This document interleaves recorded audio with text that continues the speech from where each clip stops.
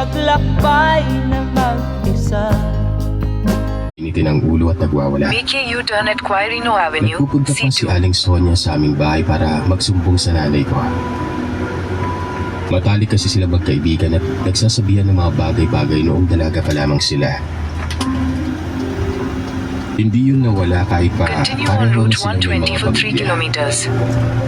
Continue on Alam ni Route nanay kung 120 sino for talaga 3 ang mahal ni Aling kilometers. Sonia, pero dahil sa respeto, pinili niyang sundin ang gusto ng kanyang mga magulang.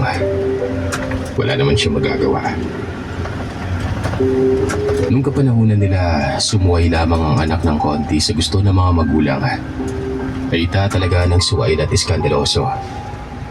Ikakalat pa ito sa buong baryo, kaya ang mangyayari ay iiwasan sila ng lahat ng tao.